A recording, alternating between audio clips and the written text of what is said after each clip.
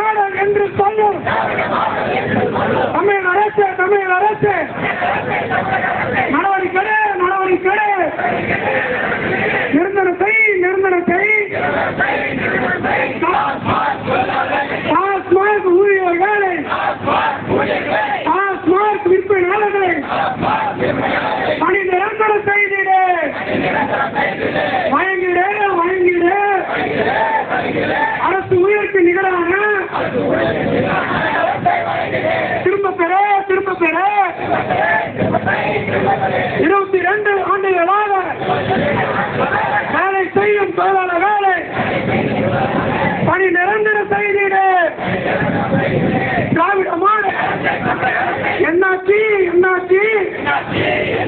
ஸ்டாலின் அண்ணாச்சி தேர்தல் வாக்குறுதி என்னாச்சு அடிக்காதே தொழிலாளி வயிற்றில் அடிக்காதே பாதுகாப்பில் தமிழ்நாடு டாஸ்மாக் விற்பனையாளர் சங்கம் மாநில சிறப்பு தலைவர், ஏஐசிசிடியு மாநில அமைப்பு செயலாளர் இரணியப்பன்.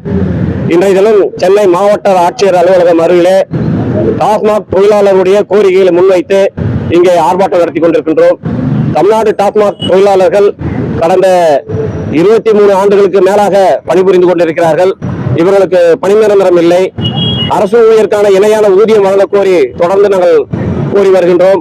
ஆனால் 12,000 13,000 தான் இன்றைக்கு அவர்கள் சம்பளம் பெறுகிறார்கள்.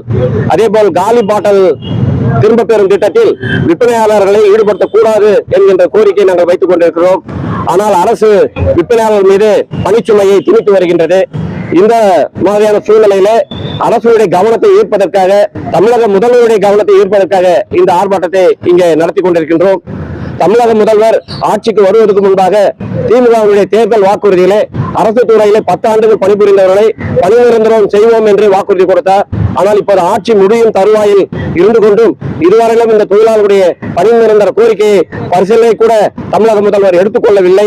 இந்த சூழ்நிலையில் தான் தமிழக முதல்வருடைய கவனத்தை ஈர்ப்பதற்காக இந்த ஆர்ப்பாட்டத்தை தமிழ்நாடு டாஸ்மாக் விற்பனையாளர் சங்கத்தின் மூலமாக நாங்கள் நடத்தி கொண்டிருக்கின்றோம்.